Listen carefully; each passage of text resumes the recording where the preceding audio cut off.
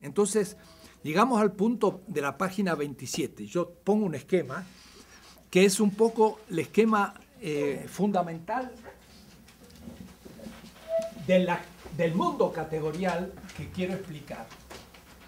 Este esquema parte del punto de partida. Y lo dice la Constitución, y lo dice la bolivariana, y lo dicen casi todas. Dice: la soberanía radica en el pueblo. Y dice también, cuya voluntad, he explicado lo que es la voluntad de vida. Esa es la voluntad. Es el fundamento de la autoridad. Bueno, ahí aún yo tendría algo más radical. El punto de partida es la comunidad política. Y en esto también, de nuevo, todos nuestros pueblos originarios tienen claro eso. Pero también lo tenemos que tener ahora. Es la comunidad. No le llamo todavía pueblo. Pueblo es una categoría más compleja que va a venir mañana. Mañana voy a hablar del pueblo. Porque esta primer parte va a ser una descripción abstracta de las categorías que necesito para después empezar a la crítica. Es decir, mucha gente, muchos críticos critican algo, pero no han explicado qué es eso, algo que critican. Entonces, primero hay que saber de qué se trata y después hacer la crítica. Entonces, de la tesis 1 a la 10 es un sistema político abstracto. Cualquiera. Abstracto, abstracto. Y Marx dice, hay que subir de lo abstracto a lo concreto. No dice bajar, dice subir. Entonces, de lo abstracto voy a ir a lo concreto.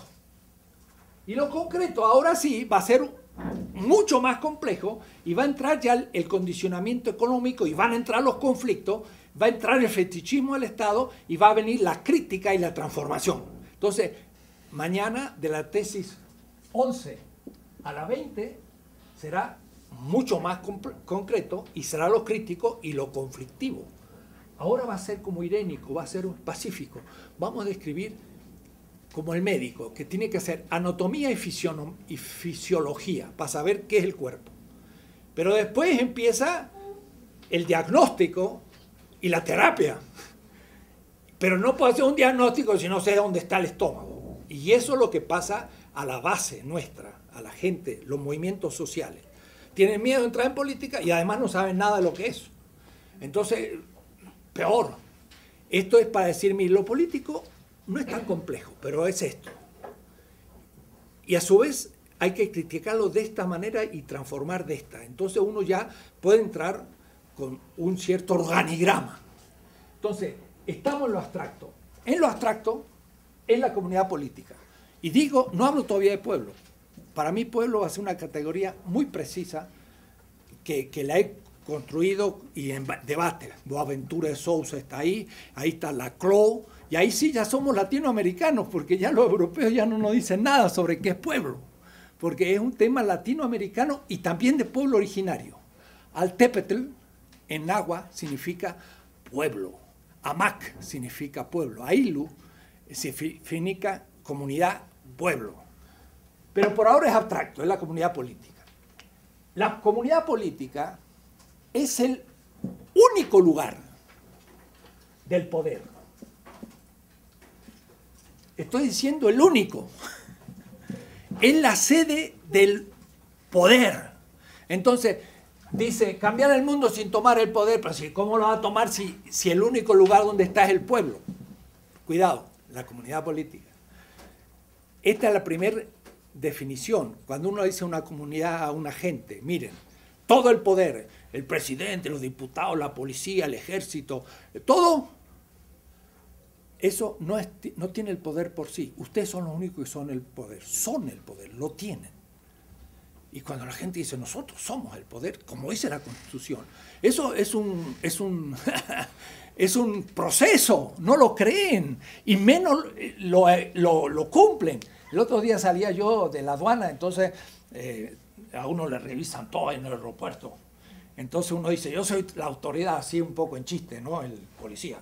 Entonces, como me lo dijo en chiste, yo también entré y le dije, sí, usted es la autoridad, yo lo obedezco, porque como yo lo puse, yo me obedezco a mí mismo. Y seguí. Le di una definición de la política y el otro se quedó así medio pensando. Yo lo obedezco. A usted sí lo obedezco, pero me obedezco a mí mismo porque yo lo puse para que usted haga cumplir el orden y yo tengo que cumplirlo. Así que le agradezco que lo cumpla, está cumpliendo una buena función que yo le he acordado. ¿Se dan cuenta? Si eso lo piensa la gente, es un pueblo indomable. Dice al señor presidente, compañero, claro, el diputado está haciendo mal lo que hace, el policía, pues haz tus deberes y no te dejes corromper, el basurero, pues barre bien, pero yo no tiro al suelo los papeles. Porque la gente tira al suelo los papeles y uno dice, compañero, pero no tire el papel. ¿Ya a usted qué le interesa? Claro que me interesa, porque si usted lo tira yo tengo que recogerlo, o el basurero que es nuestro. Entonces no lo tire y ahorramos el basurero. Pero la gente no entiende eso, porque cree que la autoridad es el que tiene el poder y yo le tengo que pedir limosna. No, yo soy el poder. ¿Se dan cuenta usted cuando la gente entiende eso? Nuestros pueblos saben eso. Tienen esa conciencia. A eso le voy a llamar potencia. Potencia, lo voy a escribir en castellano ahora. Potencia en los dos sentidos. De 40 caballos de potencia, fuerza, pero también en potencia de un desarrollo del acto posterior. Entonces, potencia como lo que está en potencia. La semilla está en potencia de ser el árbol, de ser la flor, de ser el fruto y una nueva semilla. Pero cuando tengo la semilla, no sé cómo es el color de la flor, si es que nunca lo he visto. Entonces está en potencia la flor, pero no está todavía. Entonces, en ese sentido, el poder es potencia, como fuerza y demás. Y aquí viene la escisión primera, como el valor de uso y el valor de cambio. La primera categoría que se abre, la disyunción originaria, es entre potencia y le voy a llamar las instituciones.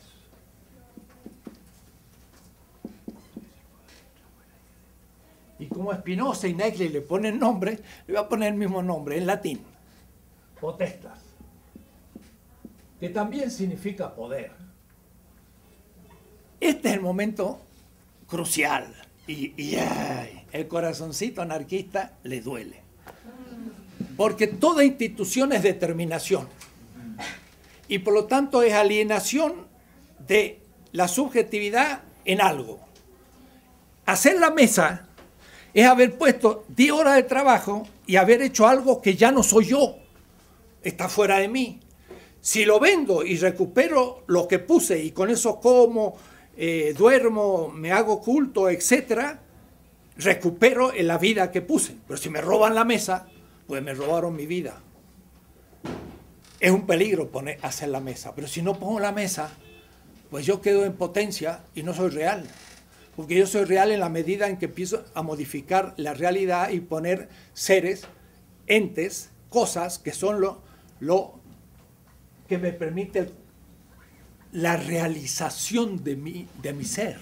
Entonces, el mismo Marx dice, si el trabajo no tiene medios de producción y materia de trabajo, pues no puede trabajar. Y si yo soy un pobre, que vengo del campo, y no tengo ni el martillo ni la madera, ¿cómo voy a hacer la mesa? Soy un pobre. Pauper ante festum, dice Marx. Pobre antes de la fiesta orgiástica del capital. Marx habla del pobre. Oh, ahí yo lo leí para eso. Me dijeron el pobre es una categoría mística, burguesa. ¿Qué tiene que ver? no habían leído Marx. Marx dice que el pobre es la condición absoluta del capital. Si no hay pobres, no hay capital. Porque el pobre va a tener que vender su cuerpo, no tiene más que vender. Y eso es que le paguen 8 horas, 10 horas de trabajo. Es lo mismo que la prostituta o el transvesti. Vende su cuerpo por el deseo del otro y a través de un dinero. No más que uno es sexual y el otro es económico. ¿Se dan cuenta? Si me pagan mi trabajo, es una prostitución de mi corporalidad. Ahora, si me dan dinero para vivir, porque lo merezco, entonces es otra cosa, ya no es salario, ya no pagan mi trabajo, sino pues distribuimos el fruto de nuestro trabajo. Pero que me paguen a mi trabajo por trabajar 8 horas, eso es como la prostitución. Claro, usan mi cuerpo para producir algo por el deseo avaro de la riqueza, no de la voluptuosidad, y me pagan dinero y yo lo recibo. Es destitución ética. Fantástico. Eso lo vio Marx muy claro, es una ética el capital, no es una economía solo, es una ética. Entonces, él dijo, el pobre es la condición de posibilidad, y lo dicen los Grundrisse. Y cuando vi eso, yo dije, ahora sí empezamos. Porque me habían dicho que, como la filosofía de la liberación hablaba de los pobres, eso no era científico, no era nada, no. Si no hay pobres, no hay subsunción en el capital de la corporalidad del trabajador, que en el proceso de producción produce valor y plusvalor, y de ahí sale la ganancia y todo funciona. Tiene que haber pobres. Bien. Esta decisión hace real al poder, pero al mismo tiempo es la causa de todas las ambigüedades de la política posible. Hacer instituciones. Y las instituciones son múltiples. La macroinstitución es el Estado, pero hay muchas otras. Es ahí donde entra al hombre de la base y a la mujer el miedo de meterse por las instituciones dominan. Entonces, la manera natural, así como lo natural sería que yo trabaje la naturaleza, produzca un satisfactor y me lo consuma, y eso sería un ciclo de vida, mientras que si yo produzco algo y me lo roban, entonces ya no consumo y me quedo pobre. Eso ya es un ciclo de explotación.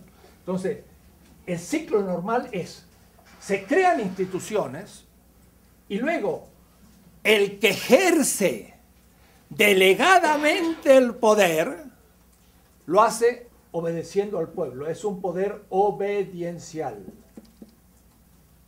Evo Morales. O es decir, las instituciones son el lugar de un ejercicio delegado,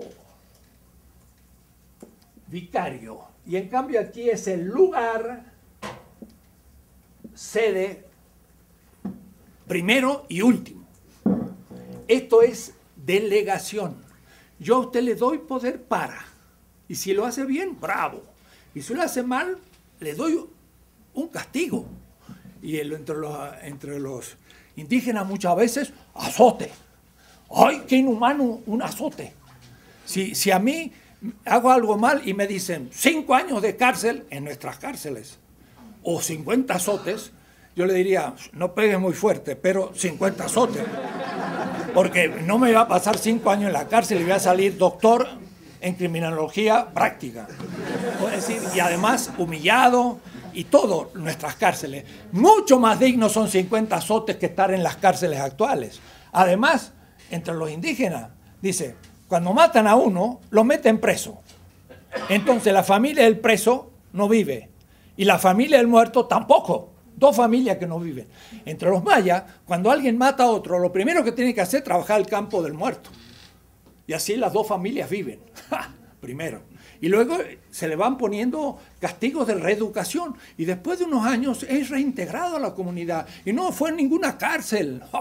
Eso sí que es un sistema racional. No el nuestro moderno, que es absolutamente inhumano, caro y además injusto por naturaleza, porque no son institutos de readaptación, sino de educación de criminalidad. Bueno, cuidado, Foucault lo que dice es que justamente esas cárceles fueron hechas para disciplinar a los cuerpos y hacer que uno justamente no quiera ir preso.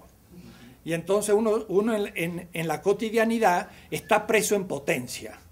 Así que ya Foucault hizo una descripción interesante de lo que es el sistema carcelario nuestro, moderno diría. Pero los indígenas justamente no necesitan sacarlo de la vida cotidiana, lo reeduca a la comunidad, porque la comunidad no dice usted es culpable de tal acto, sino se pregunta cuál fue la causa de su acto. Y en esa causa ya estoy yo, y está la comunidad. O es decir, la comunidad se siente culpable de que uno sea ladrón, y es verdad. O es decir, que el juez, en el fondo, no agarra al culpable, le dice usted es culpable y entonces va preso. Si no, le dice usted es víctima, a ver quién fue la causa, y ahí está toda la comunidad, el papá, la mamá, todos que lo hicieron ladrón.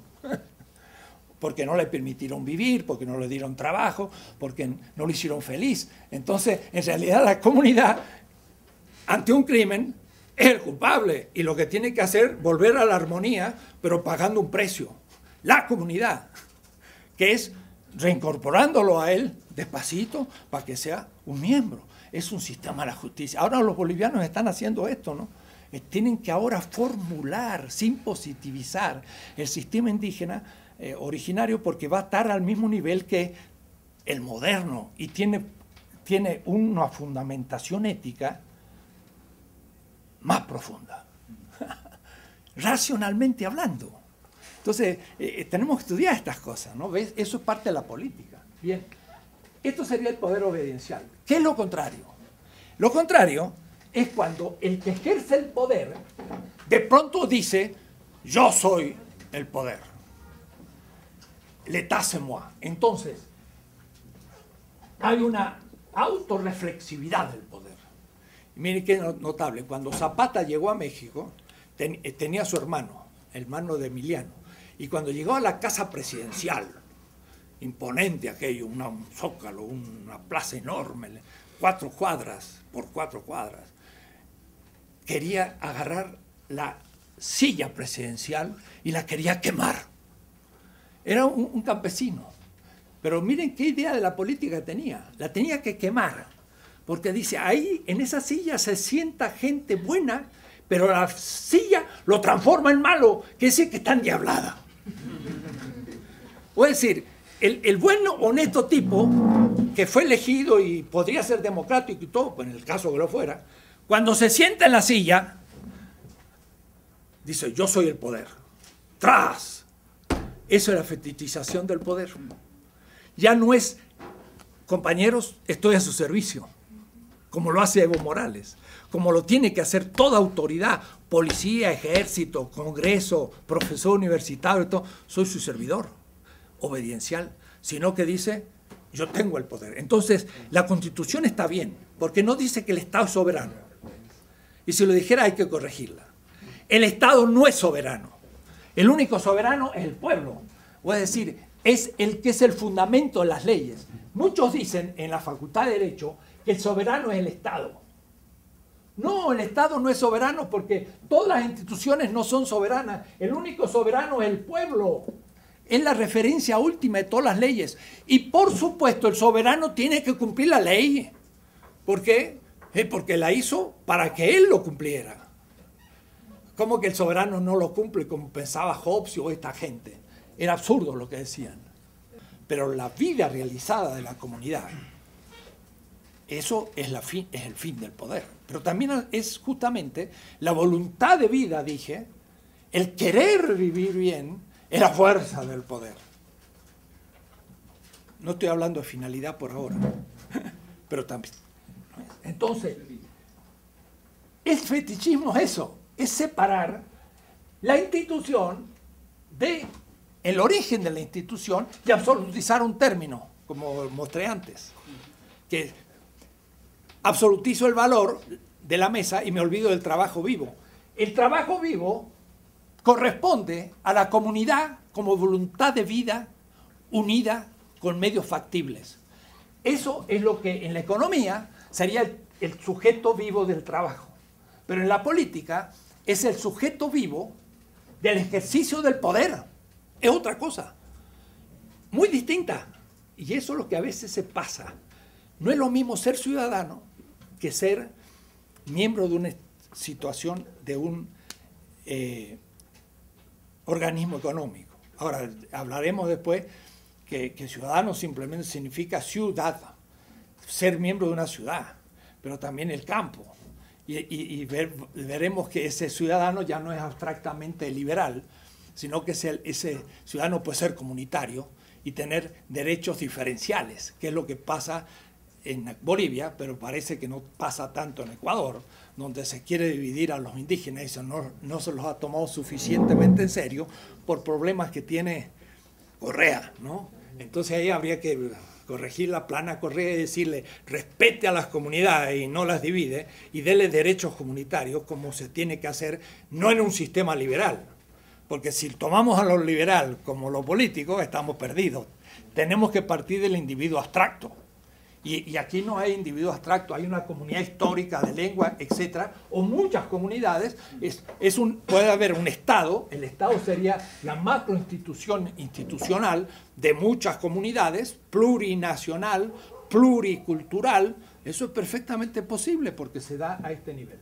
Entonces, en este caso que se fetichiza, el poder es dominación. Porque ahora, ese que ejerce el poder es la definición de Max Weber. Es dominación legítima, es decir, que aparezca como legítima. Y él hablaba, Max Weber, de 3 tipos de legitimación: la legal, según las leyes; la tradicional, según las tradiciones; o la carismática. Pero en realidad las 3 maneras como lo describe son falsos tipos de legitimidad. Porque ni la legal es legal, ni la tradicional es lo que debe ser, y lo carismático, peor, es una caricatura. Entonces, definido mal la legitimidad, pues entonces propone esta contradicción. El poder es dominación legítima y el pueblo es el obediente. Y ahora la comunidad obedece a la autoridad. Y la autoridad está aquí. Mientras que la autoritas también la posee el pueblo. Pero la ejerce delegadamente lo que se llama autoridad. La autoritas es el autor, y el autor también es la comunidad. Entonces, hay un texto aquí que dice sobre la autoridad. Habría que tomarlo con cuidado. La soberanía radica en el pueblo, perfecto. Aunque pueblo para mí va a ser técnico, cuya voluntad es el fundamento de la autoridad. Entonces, parecería que la autoridad sea solo aquí. Y yo pienso que hay que situarla en la comunidad también. La autoridad es el pueblo. Y esta le ejerce delegadamente a aquel que se llama autoridad. Por eso yo le dije a aquel que ejercía la autoridad, yo lo obedezco. Pero me obedezco a mí mismo al obedecerlo porque yo lo puse. Sí participé, veremos todos los temas ahora, ¿no? Entonces, este es el esquema fundamental contra la modernidad, porque la modernidad entendió el poder en este lado nada más, y no entendió de esta manera. Entonces, y nuestros indígenas, sobre todo, pero también los movimientos sociales, exigen que el ejercicio del poder sea un servicio. Ahora, cuando se comentó este librito, un profesor mexicano, Héctor Díaz Polanco, que tiene una gran revista, es un marxista, dice, pero yo creo que atrás de Marcos hay otro Marcos. El Marcos que dice, los que mandan, mandan obedeciendo. Pero atrás de Marcos hay otro Marcos en el sentido de que hay un tal Evangelio de Marcos. Y en el Evangelio de Marcos, el fundador del cristianismo dice, los grandes de la tierra dominan, quiriotes. Pero yo les digo a ustedes, sean servidores, el servicio.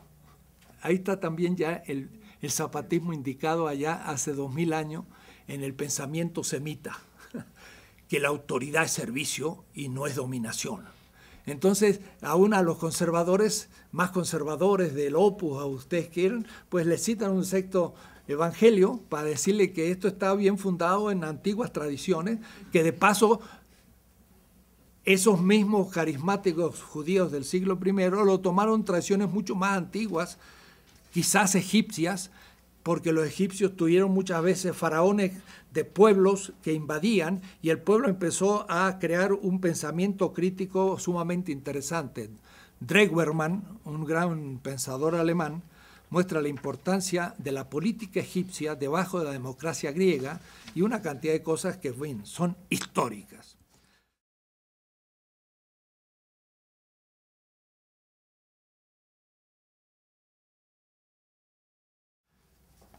El primer punto, entonces, sería el esclarecer qué es el poder obediencial. Eso sería una categoría absolutamente nueva, con un nuevo nombre en la historia de la filosofía política mundial, latinoamericana y enunciada por Evo Morales. Es decir, no voy a tener muchos autores latinoamericanos, pero estoy pensando en nuestra realidad y las autoridades vienen de nosotros. Es una filosofía política nuestra. Y aquí ya no puedo nombrar autores europeos, norteamericanos, pero voy con ellos hasta un punto y después digo ya no me sirve y sigo adelante, porque mi criterio no son ellos, sino que me dan temas, porque han analizado bien algunas cosas, es este diálogo con la modernidad, pero yo elijo de ella lo que a mí me interesa para un proyecto propio. Entonces, ¿qué significa esto de el poder como obediencia?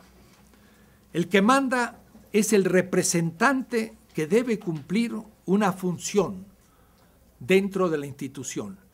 Entre los indígenas, ellos deciden hacer una fiesta y luego nombran un alcalde. Y este alcalde nombrado hasta se vende la casa o gasta todo lo que tiene para hacer una grande fiesta y toda la gente dice, magnífico, tu función de alcalde la cumpliste maravillosamente y eso queda para toda su vida, porque va a ser honrado en el pueblo como alguien que cumplió la función. Entonces viene el burgués y le dice, pero te gastaste todo el dinero que tenías, lo hubieses ahorrado. ¿Y qué hubieras hecho con eso? Hubieras tenido ciertos bienes, pero no es tan interesante como esta, ¿qué diríamos así? Aclamación, en un sentido muy profundo, que el pueblo hace de ti y te hace entonces sentirte bien, o decir, la vida buena, como cumplimiento de un servicio. Entonces, la política es un servicio, es completamente distinta, es una vocación y no una profesión.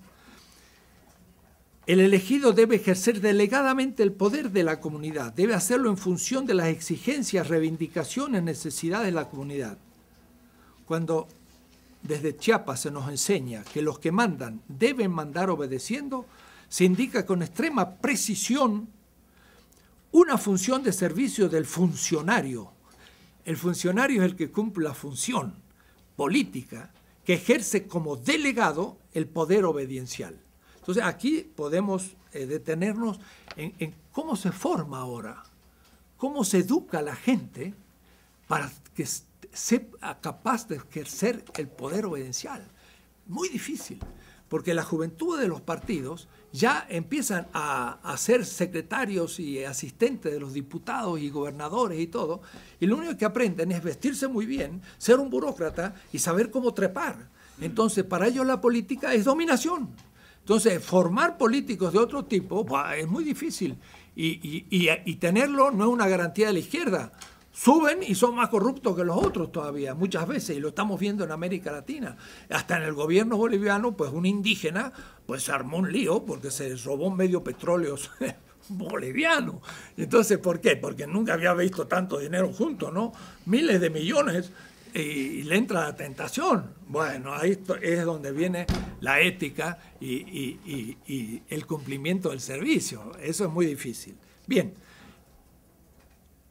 Y ahí está el tema de la representación. Lo mejor es la democracia directa, no tener representante. El anarquismo en esto va a ser como, el anarquismo va a estar a la izquierda, ¿no? Y después tendremos a la derecha. Bueno, la derecha aquí, el anarquismo acá. El anarquismo, en el fondo, confunde un postulado con un proyecto histórico. Un postulado, Hinckley le llama un concepto trascendental. Un postulado es algo que puede pensarse lógicamente y empíricamente es imposible. Un ejemplo, los chinos navegaban gracias a la estela, a una estrella polar del norte. Entonces, gracias a la estrella sabían dónde estaban, hacían mapas muy perfectos, evadían las rocas, todo, gracias a la estrella. Pero proponerse llegar a la estrella es imposible. La estrella es un principio de orientación. Esos son los postulados en la política. Entonces, el postulado dice, por ejemplo, lo perfecto sería disolver el Estado. Disolver el Estado. Como las abejas. Las abejas, en realidad, no tienen Estado. Instintivamente, cada uno cumple su función y lo cumplen perfecto y sale.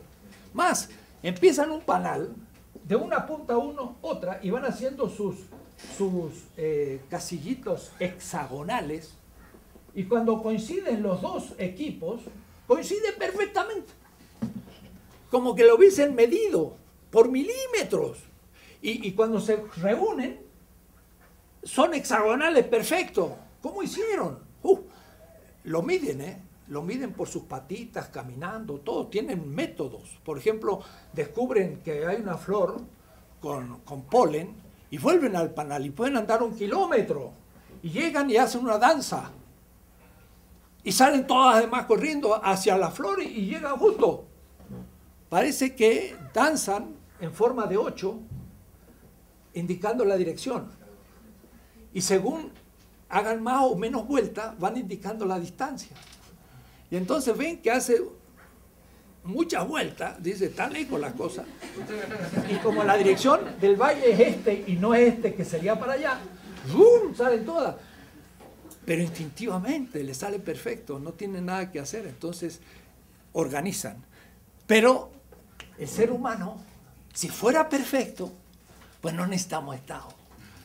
Cada uno sabría lo que tiene que hacer. Uno estaría haciendo la calle, el otro estaría limpiando esto, el otro estaría cobrando el impuesto, o ni siquiera todos ya pagarían, todo funcionaría perfecto. Si fuéramos todos perfectos. Eso lo puedo pensar, pero lo que pasa es que no somos perfectos. Y más, somos necesariamente, inevitablemente imperfectos. Quiere decir que vamos a cumplir efectos negativos de manera inevitable, aún con la mejor intención. Entonces, ¿qué hay que hacer? Y hay que hacer instituciones.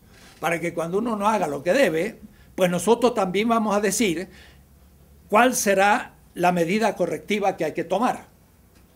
Y entonces, si el policía viene y le dice, bueno, ahora tienes que hacer tal ejercicio de reeducación y pongamos, no lo mete preso, el otro no puede decir, ¿y por qué tú me vienes a tomar? Y el policía puede decirle, mira, tú y yo decidimos en la asamblea que el que no cumpliera, pues iba a cumplir con un castigo y te lo estoy cumpliendo, así que tú te estás obedeciendo cuando yo te estoy metiendo preso o haciendo algo.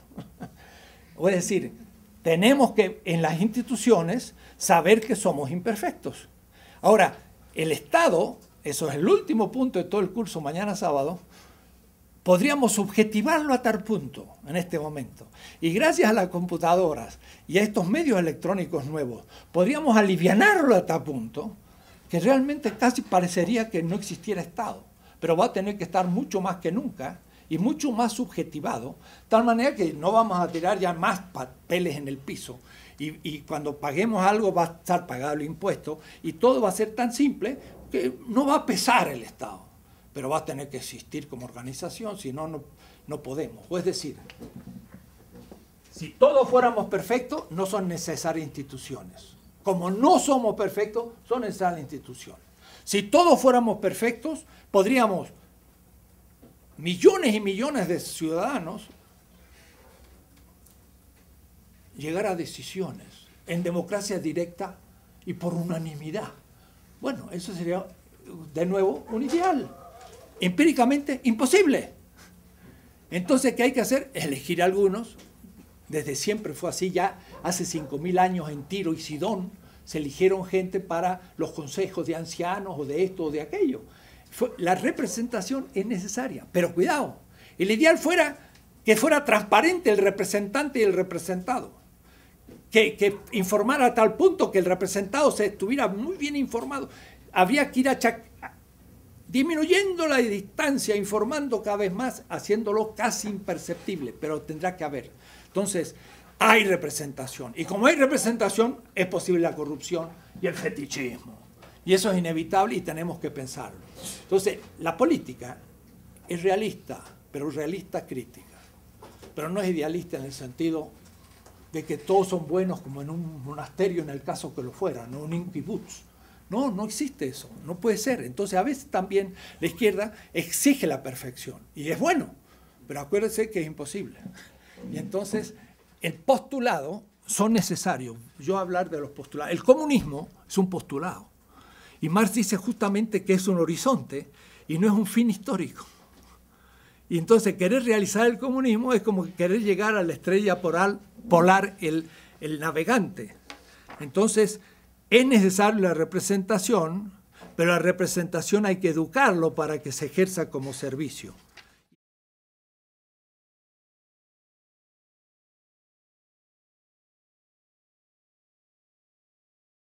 ¿Por qué categoría? Empezaré a la descripción de todas las categorías.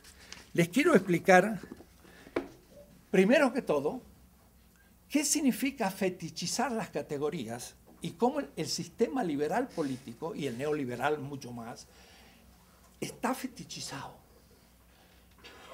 Es un tema extraño y novedoso,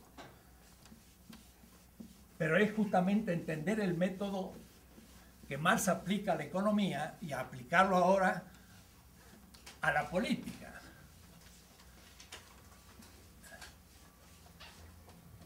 John Hobbes, Locke, los grandes teóricos europeos de la modernidad, y por eso hay que atacar la modernidad desde nuestras costumbres, pero veamos primero cómo ellos dicen. Dicen Hobbes, primero había individuos, y estos individuos luchaban unos contra otros, y claro, pues ponían en riesgo la vida.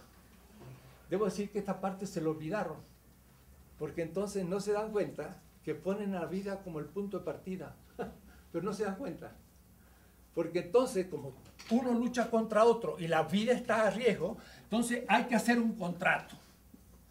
Y el contrato ahora permite tener un juez, que puede ser el rey, pero después puede ser otros, y el contrato los hace sociales a individuos aislados. Este es el punto de partida de todo el liberalismo hasta hoy, del neoliberalismo, que esto también se piensa en la economía política. Al origen están individuos que luchan unos contra otros porque son libres. Bueno, esa primer categoría, de donde empieza el sistema, está fetichizado. ¿Qué significa? Marx dice, fetichismo es tomar un término de la relación y absolutizarla. Miren cómo es, no es difícil el tema. Un padre o una madre, voy a poner una madre, para que no... Una madre tiene una hija. Es una relación. Hay un término de la relación, el otro término, hay la relación y la dirección de la relación. Hay 4 términos. La relación de la madre a la hija es maternidad. Pero si yo hiciera la inversa y pongo la hija y la madre, sería filiación. No es lo mismo ser hijo, filio o filia, que ser madre. Entonces, en la maternidad, la dirección, la flecha es 4, está aquí. Pero si fuera filiación, el 4 estaría aquí. Una relación tiene 4 momentos. Lo que hace Marx es un puro estudio de relaciones, porque el trabajo se relaciona a un producto y se objetiva en el producto.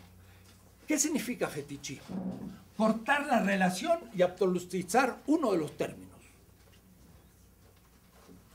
Significa que, por ejemplo, me olvido de la madre y dijo, la hija fue siempre sí misma, no tuvo madre. La absolutizo. ¿En qué está pensando Marx? El trabajo vivo produce el valor de la mesa. Pero yo después digo, la mesa vale 100, que aquí hay dólares, qué barbaridad, bueno. $100. Yo pienso que el valor lo tiene la cosa. Pero en realidad yo tengo que decir, la mesa vale el tiempo de vida que el que lo produjo objetivó en esa mesa. Es una formulación larga, pero no pensar que el valor pertenece a la mesa, sino que fue puesto por un sujeto. Si yo corto la relación con el trabajo que la produce, el valor se absolutiza, se fetichiza. El capital produce ganancia y la ganancia sale del capital. Y el capital realmente no le debe nada al obrero. El obrero todavía le debe al capital que le paga un salario. Y en cambio, Marx dice, todo el capital es acumulación de trabajo objetivado del obrero. Es decir, que el capital no puede pretender que saca de sí el valor. Entonces, ¿qué ha hecho aquí Locke, Hobbes y después Adam Smith? No ha colocado la comunidad. Todos los individuos, y aún en New York, al nivel más desarrollado, siguen formando parte de una comunidad. Claro, nuestras comunidades indígenas tienen una personalidad y una intensidad en sus instituciones tremenda. Pero de todas maneras, voy a decir un chiste, todos tenemos ombligo. Voy a decir, somos hijos de alguien. Ahí ya hubo una relación padre-madre-hijo, o aunque sea madre soltera-hijo, pero hubo una comunidad porque hay algún tío, hay algún primo, hay alguien. Nunca el individuo pudo ser originariamente individuo. Ah, sí, un Robinson Crusoe. Y entonces eso es lo que le llama Marx los Robinsonadas.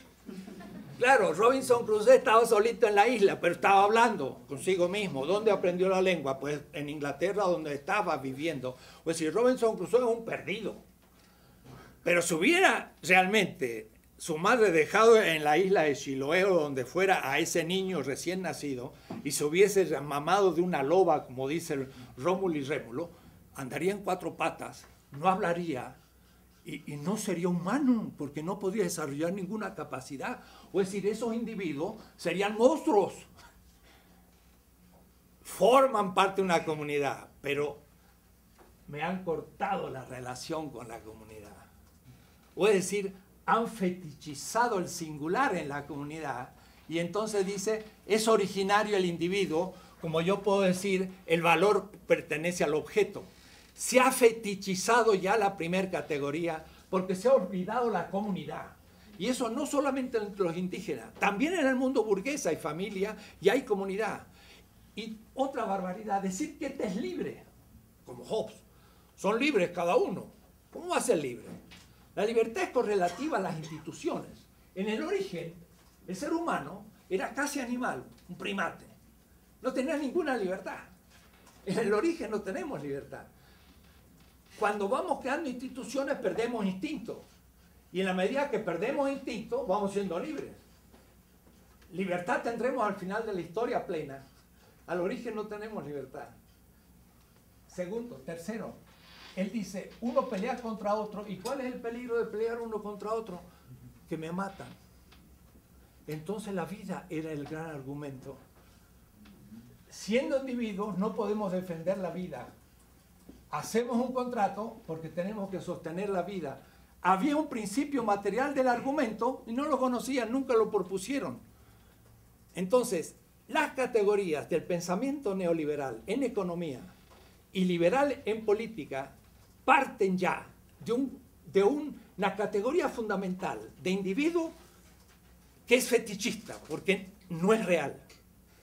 Entonces hay que recuperar la comunidad, donde sí hay, yo no le hablo de individuos, en mi vocabulario desaparece la palabra individuo, para que no me confundan. Hay singulares, cada uno es un singular, que forma parte inevitable de una comunidad, porque yo estoy hablando una lengua que ustedes me están entendiendo y que hemos aprendido en la comunidad.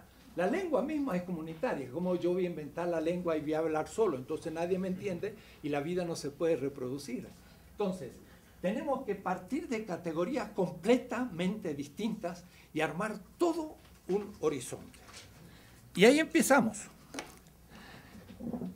El pensamiento crítico criticó a los gobiernos en América Latina, a los gobiernos militares, los gobiernos que ya conocemos, de la oligarquía, en el mejor caso el populismo, que fue lo mejor que hubo en América Latina en el siglo XX, desde Vargas en Brasil, Cárdenas el 34 en México, hasta Perón.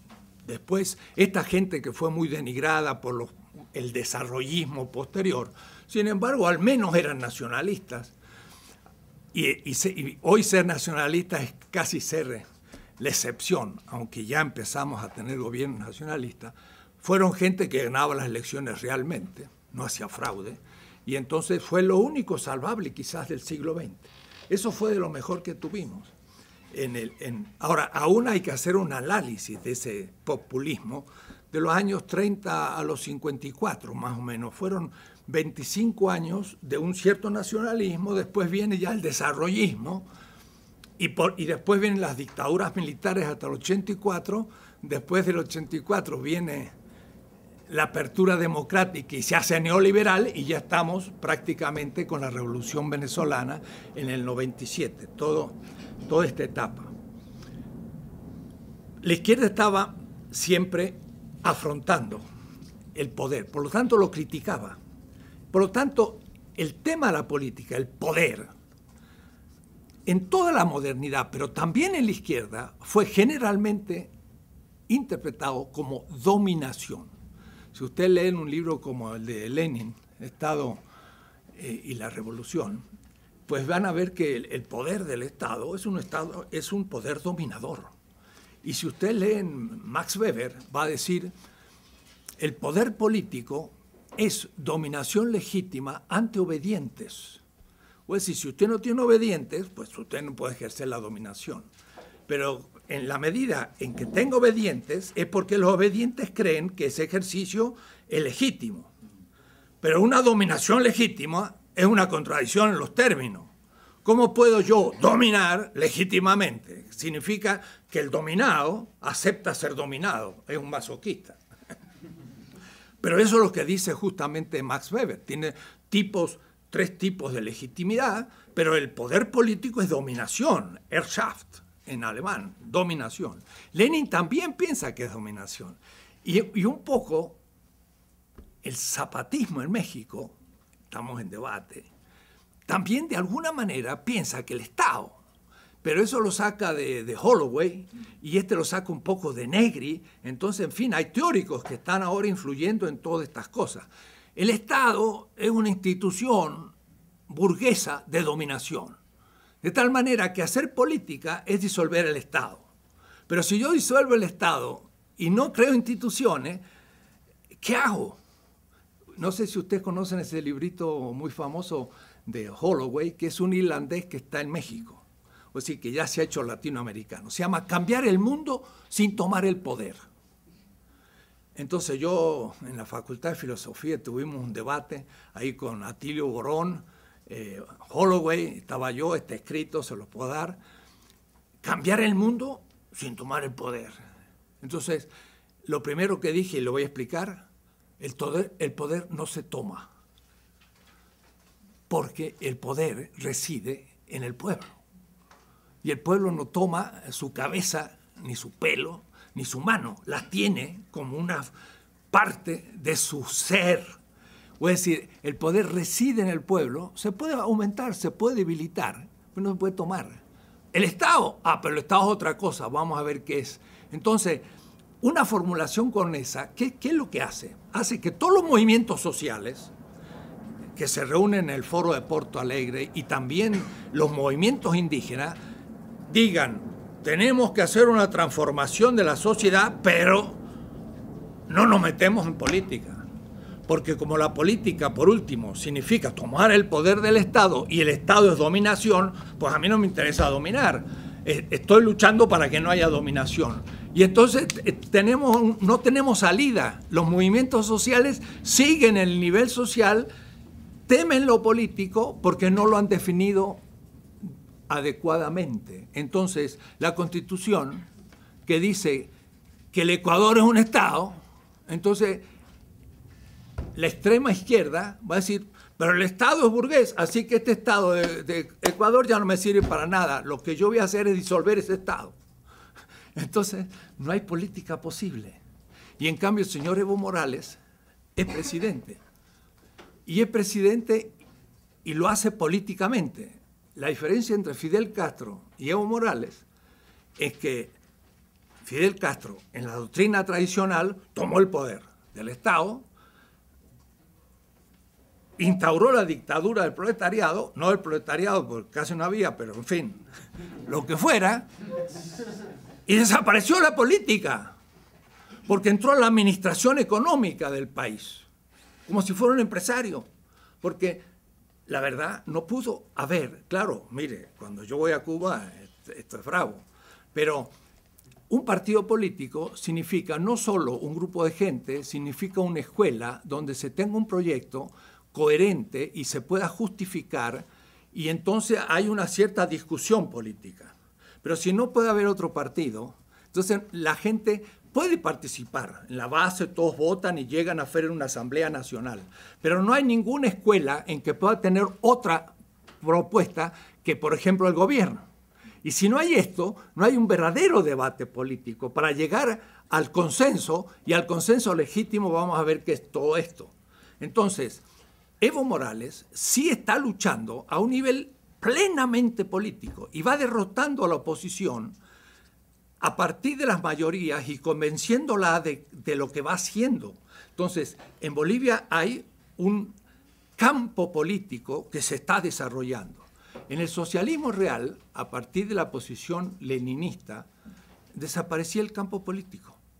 La política se transformaba en administración, con el mejor propósito del mundo. ¿Cuál? El aumento de la tasa de producción. Producimos más, la gente tiene más, consume más y es feliz. Pero el aumento de la tasa de producción y el aumento de la tasa de ganancia son dos aumentos mercantiles al fin.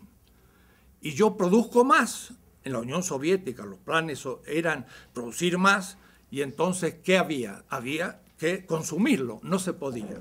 Porque como la lucha contra la burguesía era terrible y la burguesía proponía las condiciones, habría que gastar muchísimo en la defensa de la revolución, en el ejército. Y entonces, de pronto, la superproducción, en vez de ir al consumo, iba a la protección de la revolución, y se postergaba para la próxima generación el consumo. Y así el consumo se iba postergando y el país iba gastando cosas en la burocracia, en el ejército y en esto, y no se traducía en consumo. ¡Praf! Al fin se vino abajo todo el sistema. Y el criterio económico político era un criterio de aumento de la tasa de producción. Cuando se habla de la vida buena, significa que esa producción es consumida. Y es en el consumo que la vida es buena. Pero si no hay consumo, tampoco puede haber. Entonces llega un punto en que el sistema empieza a no funcionar. ¿Por qué? Porque había que haber planteado la política de otra manera.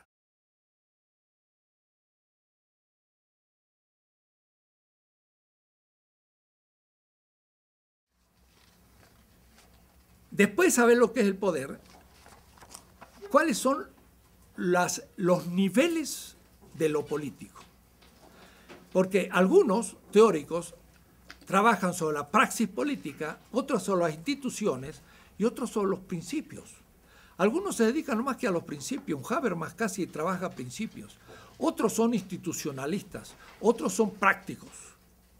La praxis estratégica. Entonces, yo divido un poco el tema y digo, tenemos tres tipos de temas. A, lo que significa la acción estratégica política. Es el político en acción. Y ahí hay metodología, tácticas, estrategia. El Príncipe de Maquiavelo, el libro este es sobre estrategia. Clausewitz en la guerra puede permitirme como estrategia. Gramsci habla sobre la estrategia. Guerra de movimientos, guerra de posiciones. Laclau habla también de la praxis. La acción política. Segundo, son todas las instituciones. ¿Ve? Y aquí hay que entender esas instituciones. Y después hay otra cuestión que es más debatida, que son lo que yo voy a llamar los principios normativos de la política. Ese punto sí es, pienso, bastante original y distinto, porque decimos, suben gente inmoral, sube gente que se corrompe. O es decir, ¿qué pasa?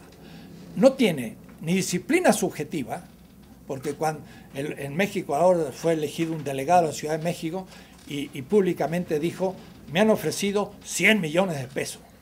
Significa casi 100 millones de pesos. Significa 100 millones de dólares, 10 millones de dólares para que renuncie a este cargo y pueda permitir un juego, ¿no? Y dijo, no lo acepté, no lo aceptó. O decir, qué tentación. Pero ese hombre tiene disciplina y tiene ideales, sabe lo que está haciendo. Eso es la formación subjetiva. Pero además hay principios. Y los principios son muy simples. El primero, yo debo afirmar, desarrollar la vida de la comunidad. Ese es el primer principio material. Nada más, muy simple. Pero si esta calle le da el negocio a una empresa, pero no le sirve al pueblo para su vida, pues no hacemos la calle. Y no la hago como un pretexto para ganarme un dinero. Es decir, el principio material es la afirmación de la vida en la política. El segundo principio va a ser, siempre debo hacer lo que haga por acuerdos. Y por acuerdos en donde todos puedan participar simétricamente. Eso es lo que se va a llamar democracia, pero eso se llama legitimidad. Y después, tercero, tengo que hacer las cosas posibles. Económica, política, psicológica, geográficamente, etc. Son tres principios muy simples, pero son principios fuertes y universales, universales. Valen para los esquimales, para los pigmeos en el África y para un país como Estados Unidos o para Bolivia. Hay que afirmar la vida. Hay que hacer todo por acuerdo y hay que hacer cosas posibles. Lo hace un esquimal. Hay que cazar la foca. ¿Por qué? Porque es un alimento que necesitamos. ¿Y cómo lo vamos a hacer? Tú por allí, yo por acá, y lo vamos a cazar acordadamente. Porque si uno se lanza sobre la foca, esta huye, hay que saber cómo cazarla. Y factiblemente tengo que tener un arpón para poder hacerlo. Pobre foca. Pero voy a matar a aquella que necesito para comer y no después para vender, etc. Pues si estos principios se cumplen en todas las condiciones. Entonces hay que discutir estas cuestiones. Hay principios, hay instituciones, hay praxis. Y todos son temas y muy detallados. Quiero nomás que tocar el tema de las instituciones para terminar. Hay tres tipos de instituciones, así como dije que había tres principios. Hay principios, hay instituciones que se ocupan de lo material, pero material con respecto al contenido de la vida. Y entonces, por ejemplo, tenemos ministerios de economía, de medio ambiente, de cultura, de educación. Todos estos ministerios están operando sobre aspectos de la vida. Y claro, la política va a intervenir entonces a la economía. Y va a intervenir en el sistema educativo. Y va a tener que intervenir en los problemas religiosos. Y todo eso es material. Lo religioso también es material en el sentido que son contenidos fundados en la vida. Entonces, este es el primer tipo de instituciones. El segundo tipo de instituciones, que me gustaría quedarme un instante, es el sistema de la legitimidad. ¿Qué es legítimo? Vuelvo a repetir, es la determinación práctico-racional. Habiendo una comunidad y teniendo posiblemente en la comunidad cada uno distintas opiniones sobre algo, hay que ponerse de acuerdo. ¿Cómo nos ponemos de acuerdo? Miren, es interesante. Un teorema de Pitágoras en geometría que plantea unos supuestos, alguna argumentación y llega a una conclusión. Un teorema es también una manera de que un grupo de gente esté de acuerdo. Además de ser un instrumento matemático, es también sociológico, porque 20 personas están de acuerdo que los ángulos de un triángulo son así y asá, y se ponen de acuerdo. Entonces, el acuerdo supone que yo tengo una posición 1, el 2, el 3, el 4, el 5. ¿Y cómo nos ponemos de acuerdo? Primero expresando cada uno lo que piensa. Y ahí viene el acceso que cada uno tiene a la realidad. Y después hay que empezar a discutir. Y la única manera de discutir es dando razones. No hay otra manera. Si no, saco la pistola. Y digo, ¿estamos de acuerdo? ¿Tú no? ¡Ca! Un tiro. ¿Otro? ¿Estamos de acuerdo? Bueno, entonces hago lo que hago. Pero eso es la tiranía. O decir, o la violencia, o el discutimos la cosa. No hay tres. Y hay que discutirla. Y eso los indígenas lo saben perfectamente porque se reúnen y discuten hasta la unanimidad. Y no necesitan preguntar a los griegos ni a los modernos qué es la democracia. Lo hacen y lo saben hacer. Y hasta los niños entran a la discusión. Pero de todas las discusiones, quizás la posición 3 es la que al fin acordamos, porque cada uno va dando razones y este dio la mejor. Las razones son muchos tipos, hasta puede ser una danza, puede ser una canción, puede ser el recuerdo de un mito. No hay que ser racionalista y dar un argumento. Se dan las razones de muchas maneras, pero llega un punto en que el otro dice, tú tienes razón. y lo que yo pensaba, pues me cuesta defenderlo y llegamos a un acuerdo. Para eso, claro, en ideal, el postulado sería que cada uno tuviera las mismas posibilidades de participar, el mismo tiempo, la misma capacidad, todo, pero es imposible que sea perfecto. Así que siempre va a haber problemas. Te doy la palabra. Y cuando lleguemos, esto es válido. Aquello que hemos acordado por razones es válido. La verdad no es lo válido. La verdad es el acceso que cada uno tenga a lo real. No es lo mismo que válido. Galileo hizo un telescopio y vio Venus, pero vio que el Sol estaba aquí y Venus, cuando estaba allí, estaba así. Y como lo vio como una naranja, lo veía bien grande, le daba vuelta y tiempo después estaba así, como la Luna. Tenía cuartos menguantes y cuartos crecientes y el Sol estaba al medio. Entonces él dice, yo he visto que el Venus da la vuelta alrededor del Sol. Yo lo he visto, es mi verdad. Y entonces se enfrentó a todos los demás. Y los demás no le pudieron dar argumentos en contra. Pero tampoco estaban de acuerdo. ¿Por qué? Porque les tiraba abajo la Biblia, que decía que la tierra estaba en el centro, y las tradiciones y todo. Entonces Belarmino lo condena a Galileo en 1616. Es decir, Galileo accedió a la realidad, actualizó en su cerebro lo que acontecía, eso es verdad, pero no tenía acuerdo de la gente, no era válido, porque no se lo aceptaban. Un siglo después, todos ya estaban de acuerdo, ya era válido para toda la comunidad científica. No es lo mismo acceder a la realidad que tener el acuerdo de la comunidad, son dos cosas distintas. Pero claro, a la larga, el que accede a la realidad más radicalmente llega a dar mejores razones y crea lo válido.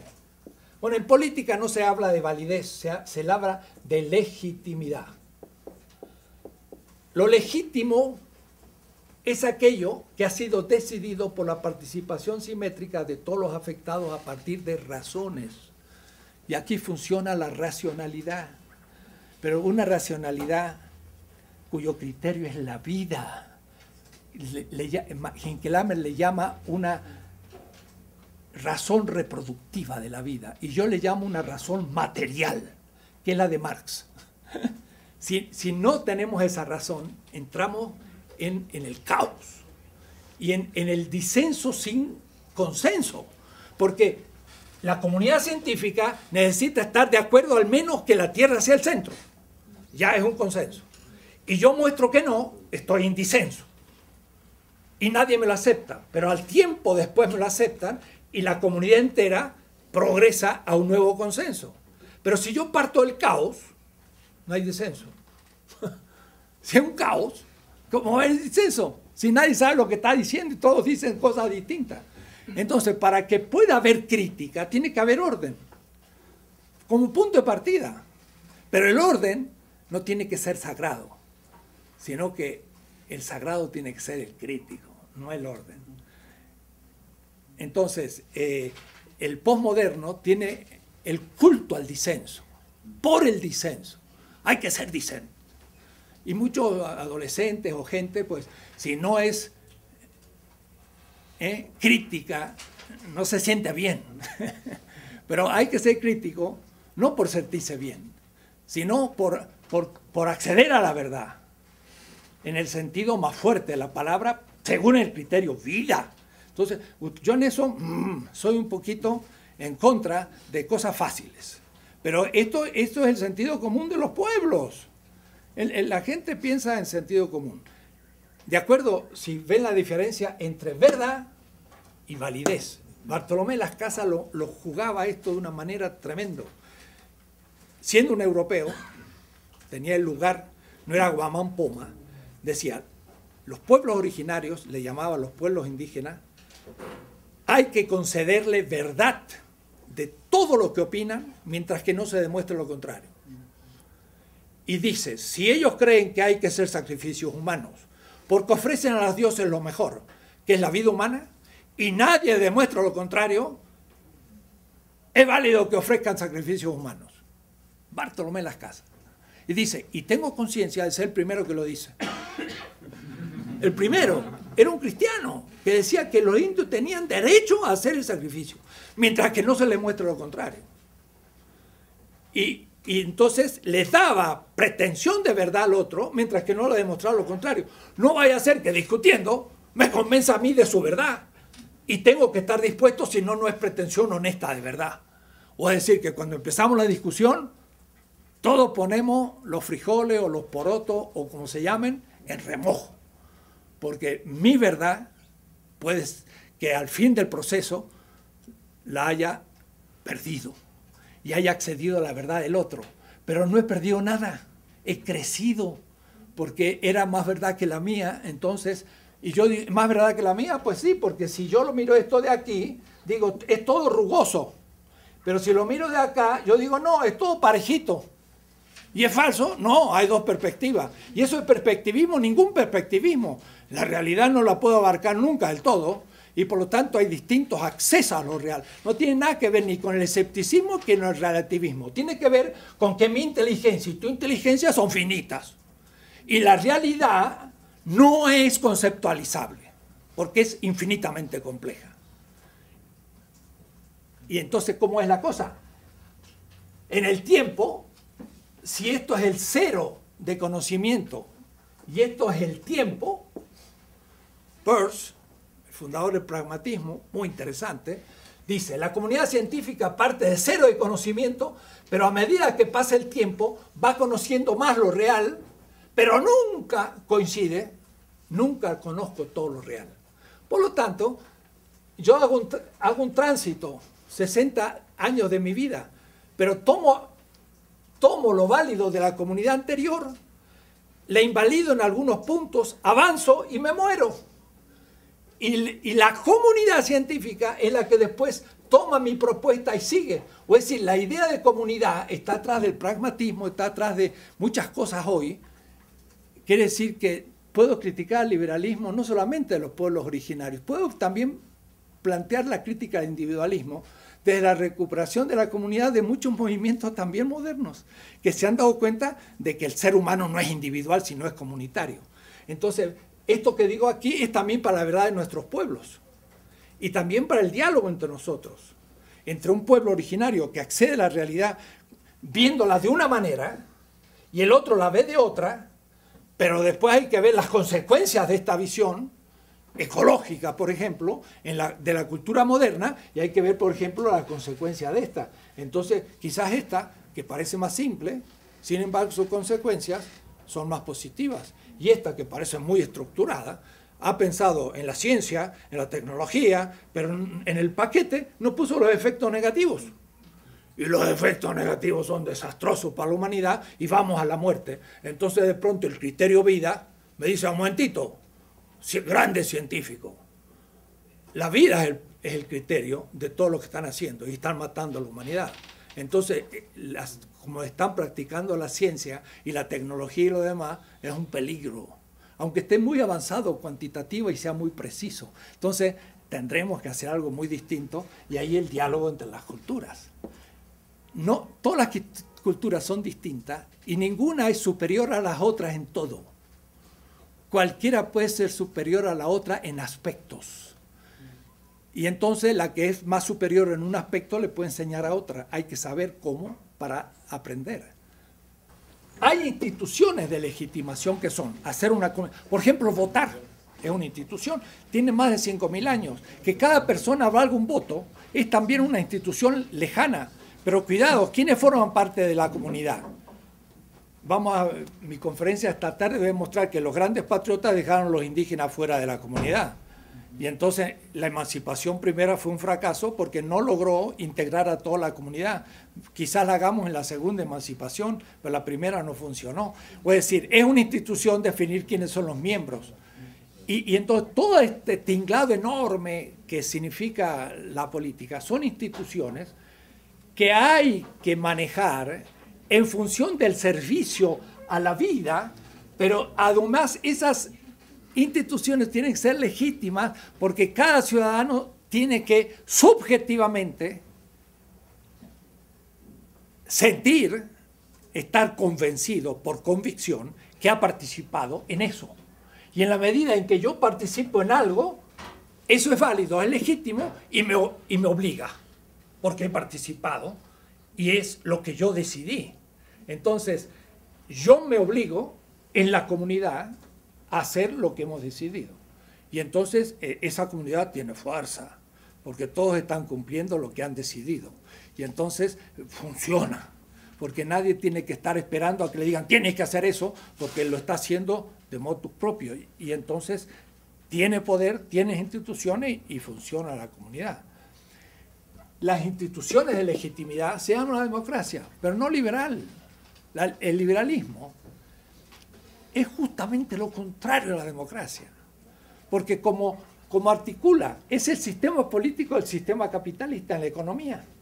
En el capitalismo, muy pocos son ricos y la mayoría son pobres. De tal manera que en un sistema económico justo, la mayoría que es pobre tendría que tener el poder. O es decir, tendría que ejercer delegadamente el poder. Y si no lo ejerce la mayoría, y lógico que si ejercer el poder no permitiría que los ricos fueran ricos. Eso es lógico. Tendría que desbaratarse el sistema para que hubiese más distribución. Si no acontece, es que algo pasa. Y lo que pasa es que son puras apariencias. El sistema norteamericano, y lo sabían muy bien los federalistas, fundadores de la Constitución norteamericana, tenían conciencia que la democracia real era un peligro. Y el asunto era cómo hacer un sistema que no fuera democrático.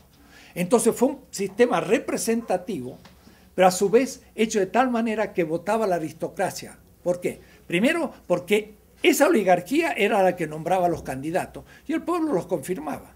Y todavía hoy siguen haciendo ese sistema donde la élite nombra a los candidatos, el pueblo los confirma. Además, eligen electores.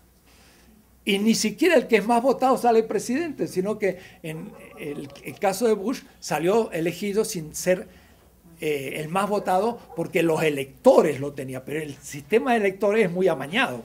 Además, votar no es obligatorio, lo cual sería necesario que fuera obligatorio, porque es un deber fundamental. Y además se hace en día de trabajo, los martes. Entonces la gente está trabajando y mucha gente no vota. Nunca llegan al 50% de votación en Estados Unidos. Miren qué sistema. Es un sistema liberal organizado para que los ricos, siendo pobres, sigan gobernando. No es democrático. Entonces yo no pienso para nada partir de ese sistema para mejorarlo. Hay que partir de otro sistema que realmente tenga instituciones de legitimación propia. Y después viene, claro, la factibilidad, que significa un país pobre, pues tiene dificultades políticas. Pero es pobre porque es robado. Bolivia, con solo decir somos nacionalistas, nada más, exigir más por el gas y el petróleo, están cobrando el triple que antes y empiezan a tener recursos para la educación, para todo. Y aún la oposición de Santa Cruz y todo, se dan dando cuenta que la cosa está funcionando. Pero está funcionando porque la factibilidad, las instituciones que son hacienda y caminos y puentes y el petróleo boliviano y las grandes industrias que están ahora creando para no vender gas ni petróleo, sino ya darle valor agregado, es gente que tiene capacidad técnica de hacer esas cosas. Entonces, lo político sería todo eso. Mañana voy a ver cómo, fetichizado eso, empieza la crítica y cómo se transforma un sistema y se pasa a otro. Entonces, el tema no es estudiar lo dado, sino la dialéctica del pasaje. Y entonces ahí surge una teoría política de la transformación.